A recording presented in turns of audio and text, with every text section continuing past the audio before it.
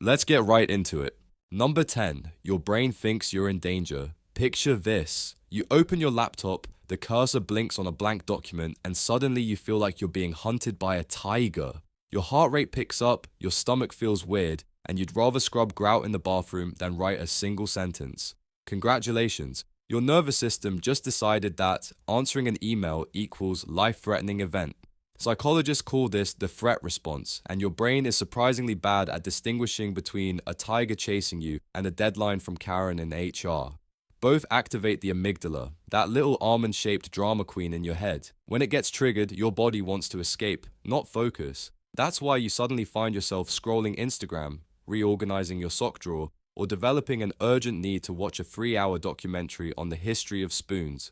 Procrastination here isn't laziness, it's survival mode. Your brain is literally yelling, get away from this danger, even though the only actual threat is missing out on the company's end of quarter pizza party. So the next time you stall on a project, it's not because you're lazy, it's because your body is fighting an imaginary tiger while you sit in sweatpants. Basically, you're a gladiator. A really unproductive gladiator, but still. Number 9, future you is a stranger. Let's be real. You treat future you like an unpaid intern, you dump all the hard work on them, assume they'll magically handle it, and then act shocked when they don't. This isn't just bad planning, it's psychology. There's a thing called temporal discounting, which basically means your brain values the present way more than the future. Eating a donut right now? Amazing. Writing a 20-page report due in 2 weeks? That's future you's problem, and frankly, they deserve it. Neuroscientists even found that when you think about your future self, your brain reacts like you're thinking about a different person. Yep, that's why promising future you will wake up at 5 a.m. to exercise is like promising your neighbor's cousin will do it. You don't actually believe it. So procrastination isn't about laziness, it's about betrayal. You're betraying future you every time you say, I'll just do it tomorrow. But don't worry, future you is already plotting revenge. And spoiler, their revenge is the crushing guilt of staying up until 3 a.m. surrounded by empty coffee cups, cursing your name. Number 8, perfectionism in disguise. Here's the cruel twist. Procrastinators aren't always lazy slackers. Sometimes they're secret perfectionists. You don't put off writing that essay because you can't be bothered. You put it off because you want it to be flawless. And if it can't be flawless right now, your brain says, well, maybe later, like much later, like never. Perfectionism is procrastination's evil twin. They both live rent-free in your head, wearing matching outfits. Your brain convinces you that waiting for the right time is noble. I'll do it when I'm more focused. I'll start once I've done more research. I'll get it perfect when Mercury isn't in retrograde. Spoiler, Mercury doesn't care about your essay. Psychologists call this avoidance coping. You avoid the task to avoid the shame of doing it badly, which means every time you binge a TV show instead of starting your project, what you're really doing is protecting your fragile little self-esteem bubble. The irony, that bubble bursts anyway at 2 a.m. when you realize you've spent 6 hours watching people renovate a van on YouTube instead of finishing your report. So no, you're not lazy, you're a perfectionist who would rather live in the fantasy of a perfect project than face the reality of an average one. Congrats, you've just weaponized high standards into self-sabotage. Number 7, instant gratification. Junkie, your brain is basically a toddler with a credit card. It doesn't want future rewards, it wants the cookie now. That's where dopamine comes in, that lovely little chemical that makes everything feel rewarding. Scrolling TikTok, dopamine hit, checking if anyone liked your meme, dopamine hit, watching a cat try to jump on a counter and fail, dopamine jackpot. Meanwhile, starting a 20-page essay, zero dopamine, none, nada. Your brain looks at that and goes, why would I do that when I could watch raccoons wash cotton candy instead? This is known as time inconsistency. Your brain is wired to prioritize short-term fun over long-term benefit. It's why gyms are packed in January and empty by February. It's why you'll clean your whole apartment before doing the one thing that's actually due. Procrastination isn't about being lazy, it's about being addicted to quick rewards. And in a world filled with apps designed to hijack your dopamine system, it's like asking a toddler to hold onto a marshmallow for 20 minutes without eating it. Except the toddler is your brain, and the marshmallow is your entire career. Number 6, fear of judgment. You know that feeling when you stare at an email draft for 2 hours because you're terrified the recipient will think you sound stupid? Yeah, that's not laziness. That's your brain turning a simple task into a Broadway audition where every typo is a career-ending disaster. Psychologists call this evaluation anxiety, the fear of being judged negatively. Basically, you procrastinate because hitting send feels like handing over your soul for grading, even if the email just says, "Thanks, sounds good." Somewhere in your brain, it's like, what if they hate me for this?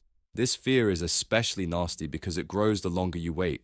The email doesn't get easier tomorrow, it mutates. Today, it's a quick reply. Tomorrow, it's a looming monster that whispers, "You're incompetent," every time you open your inbox. That's why you end up ghosting your dentist, ignoring your professor, or leaving a group chat on read for 3 weeks. So no, you're not lazy, you're just trying to dodge an imaginary firing squad armed with red pens. And instead of freedom, you get the thrill of explaining later why you missed the email that's been sitting there like a neon sign screaming, "Just reply." Number 5, your brain can't measure time. Your brain has the same relationship with time as a cat has with personal space. It pretends to understand, but it really doesn't. That's why you tell yourself, this will only take 10 minutes, and then 3 hours later, you're still rearranging your PowerPoint slides. Psychologists call this the planning fallacy. Humans are chronically terrible at estimating how long things take. We underestimate tasks because we focus on best case scenarios and forget about the chaos. Like, I'll just write this paper. Sure, but you forgot to factor in snack breaks, bathroom breaks, panic breaks, and that one spiral where you Google, "Do hamsters know they're cute?" for half an hour. And the more you underestimate, the more you procrastinate. Why start now if it will only take 10 minutes? Except it doesn't. It takes 10 hours, and suddenly you're in a time crunch that makes the final boss of any video game look easy. So procrastination isn't laziness. It's your brain being a terrible timekeeper, like hiring a drunk DJ to run the Olympic stopwatch. The beat's great, but the race is ruined. Number 4, low energy, high excuses. Here's the truth. Nobody wants to admit. Sometimes you procrastinate because your body is basically running on airplane mode. Sleep deprived, undercaffeinated, and fueled by vibes alone.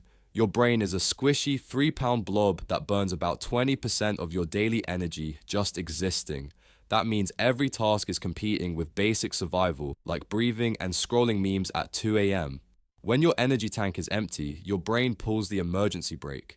Not because you're lazy, but because your nervous system is protecting itself. It's like a car battery in winter. You can crank the ignition all you want, but the engine's just coughing in protest.